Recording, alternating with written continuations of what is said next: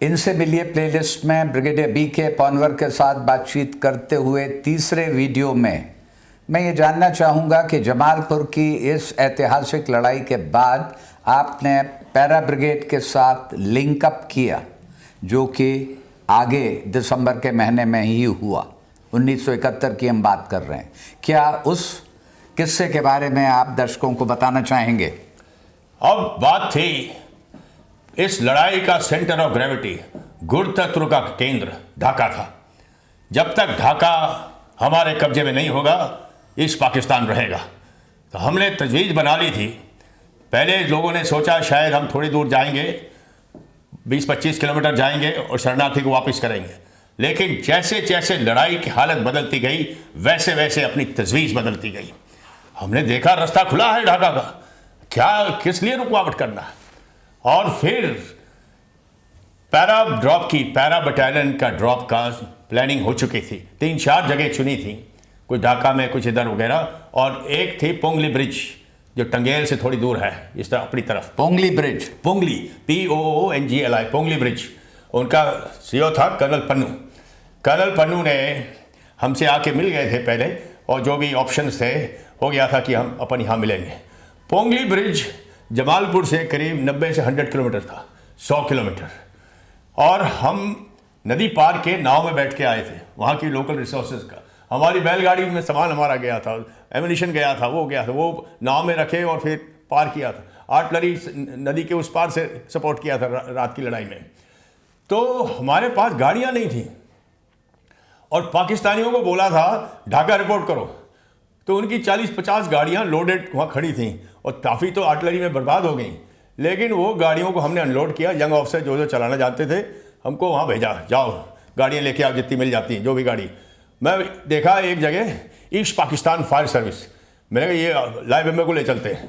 तो अब हमको, यंग ऑफिसर थे, हमको पता लग गया था कि कैसे बगैर चाबी के गाड़ी को स्टार्ट करना। नीचे से तार निकाला और स्टार्ट हो गई। पाकिस्तान की गाड़ियां आपने ले ली? हाँ, और ईस्ट पाकिस्तान फायर सर्विस। और वो लेके मैं अपने रोड ब्लॉक में गया और देखा, और मैंने वो स्विच ऑन कर दिया तो टन टन टन टन आवाज़ होने लगी। सब मेरी तरफ देख रहे कि ये क्या हो रहा है। मैंने कहा पौनी आग किधर लगी। मैंने कहा सर तैयार है, कल एडवांस के लिए आपने जो बोला, जो गाड़ी लेके आओ ये चलेगी एडवांस में, कल चलेंगे, 12 तारीख को एडवांस करेंगे। और वहाँ पे 11 की शाम को 2 बजे की बात है, और करीब 4 बजे पैरा ड्रॉप हो गया। 2 सेकंड पैरा को पोंगली ब्रिज में ड्रॉप कर दिया। पोंगली ब्रिज कब दिया, अब पाकिस्तानी जो पीछे भाग रहे थे, और पैरा ड्रॉप ये हो गया, बीच में बॉटल अप हो गए पूरे।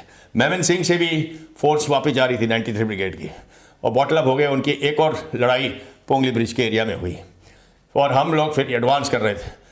और जहाँ जैसे जाते थे, गाँव वाले दूर रहते थे, फिर देखते थे ये तो मित्र बहनी फ्रेंडली फोर्सेस, और आज पूरी जनता आती थी, और इंडियन आर्मी जिंदाबाद, इंडियन आर्मी जिंदाबाद। और मेरे को टास्क मिला सबसे आगे चलने के लिए। पहले वो फायर इंजन में गया, फिर गाड़ी आई, फिर MMG माउंटेड जीप आई। मैंने कहा मैं इसमें आगे बैठ के चलूँगा। फिर हम आगे चलते गए। आगे बैठ के मतलब बोनेट पे? हाँ, बोनेट पे बैठे। फिर वहाँ पोंगली ब्रिज के पहले मुक्ति बहनी ने हमारे ऊपर फायर किया। वो पता नहीं, उनको ऐसा लगा पाकिस्तानी है। फिर जैसे तैसे बातचीत करके रोका कि अपने लोग। मुक्ति बहनी का फायर आपके ऊपर आ गया? हाँ, क्योंकि उनको कंफ्यूजन था। और मेरे पास वहाँ पे मीडियम मशीन गन थी। एडवांस में ऐसा होता है, जो एडवांस करता है उसको बोला जाता है आप एडवांस करते रहिए जब तक दुश्मन का फायर इफेक्टिव नहीं होता। और फायर इफेक्टिव होना का मतलब है 2-3 किसी की कैजुअल्टी हुई है, ऐसी छुटपुट फायरिंग से नहीं होता है। तो मैंने कहा मैं MMG लगाता हूँ, 8 जो 1800 मीटर फायर करती है स्ट्रेसर्स के साथ, शॉक एक्शन, प्रोफिलिक्टिक फायर इसको बोलते हैं। जो शकिया एरिया है वहाँ पे पहले ही फायर कर दो। अगर मेरा फायर पहले इफेक्टिव है तो दुश्मन का फायर कहाँ से इफेक्टिव होगा? वो 200-300 गज दूर से फायर करेगा, मैं 1800 गज से दूर से फायर कर रहा हूँ, तो वो भागेगा। वैसे ही वो भाग रहा था।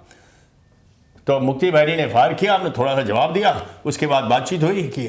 फिर बोले साहब हमारे जनरल साहब उधर है, टाइगर है, वहाँ नहीं जा सकते, आप गाड़ी नहीं ले जा सकते।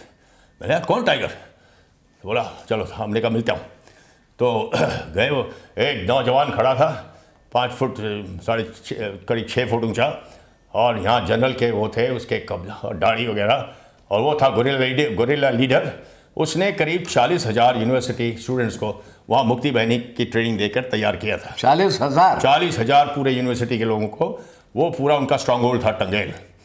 फिर मैं मिला, हेलो, मेरा पहला सवाल था उससे, दुश्मन किधर है? उसने क्या जवाब दिया, एक बहादुर सिपाही ने, दुश्मन किधर है? दुश्मन भाग रहा है, पूरा टंगेल खाली हो गया, ढाका की तरफ जा रहा है। वह कितना बहादुर रिप्लाई एक नौजवान है। मैंने कहा तुम बिल्कुल जनरल के लायक हो। और टाइगर सिद्दीकी, फिर मैंने बातचीत करी, उनके साथ फ़ोटो लिया, और वो फ़ोटो मेरा उनका आज इन्फेंट्री स्कूल म्यूज़ियम में वो पूरे टॉप पे लगा हुआ है। कितना हमको खुशी होती है, और बाकी आने वाली नस्लें कितने अच्छे कहेंगे कि हमारा मऊ का बाशिंदा है, रहने वाला है। ये इतिहास बन गया हमेशा के लिए। सही बात है। और फिर हम आगे बढ़ते गए और टंगेल खाली था।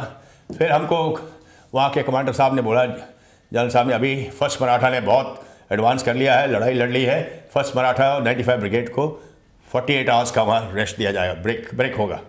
और 167 ब्रिगेड, दूसरी ब्रिगेड को बोला कि आप आगे चलिए, हाँ, ढाका की तरफ कूच करें। और सवेरे सवेरे 13 दिसंबर को गाड़ी में बैठ के 6 सिखलाई को टास्क दिया कि एडवांस करने के लिए, और सोनिया सत श्री अकाल करते हो जब तैयार हुए, मैंने उनका फ़ोटो लिया, वो अभी लगे हुए जगह जगह म्यूज़ियम में वो फ़ोटो लगा, और जोश के साथ उन्होंने एडवांस किया। और ये था। और एक चीज़ और बताना चाहता हूँ कि वहाँ के जो लोग थे, जब हम पोंगली ब्रिज पहुँचे, जनता ने और मुक्ति बहनी ने बोला, साहब आपका 5,000 आदमी आसमान से आया है। और ये शॉक एक्शन पूरे ईस्ट पाकिस्तान हेडक्वार्टर्स वगैरह में फैल गई कि होल पैरा ब्रिगेड, ये नहीं कि 4,000 5,000 लोग ड्रॉप करें, वैसे एक बटालियन ड्रॉप किया था, लेकिन जब आसमान, पूरा आसमान छा जाता है पैराट्रूपर से, तो अलग नज़रिया होता है। मैंने देखा थोड़ा बहुत, तो वो आया है। ये शॉक एक्शन से भी काफ़ी असर पड़ा, बहुत असर पड़ा। 13 तारीख हो गई थी। अब ढाका का चारों तरफ भारतीय सेना तैयार हो रही है आगे अगली कार्रवाई के लिए, और वहाँ से फिर साइकोलॉजिकल वॉरफेयर की कार्रवाई सेना अध्यक्ष ने, जनरल मानिक शाह ने शुरू करी कि अब आपकी मौत निश्चित है, अपने आप को आत्मसमर्पण कर दो, लीफलेट्स की पार्टी वगैरह। This was the effect of the para drop. ये लीफलेट्स ऊपर से लीफलेट गिराए गए, और सब बोला कि मौत निश्चित है, ढाका नहीं तो Dhaka will be reduce to ashes, पूरी राख हो जाएगी जैसे, अगर आप सरेंडर नहीं करेंगे अपने बाल बच्चों के लिए, उनके भविष्य के लिए आत्मसमर्पण कर दो, हम आपको जेनेवा कन्वेंशन के मुताबिक ट्रीट करेंगे, किसी को कोई नुकसान नहीं होगा। और उस वजह से हम लोग ढाका पहुंच गए। ढाका मतलब अभी आउटस्कर्ट्स में थे। इसके बाद कैसा वहाँ पर स्वागत हुआ वो मैं आपको फिर बताऊंगा। बहुत बहुत शुक्रिया। ये बहुत ही इलेक्ट्रीफाइंग नरेशन है, आगे की जनरेशन को सैकड़ों साल तक मोटिवेट करेगा। देखते रहिए, ये बात जारी रहेगी।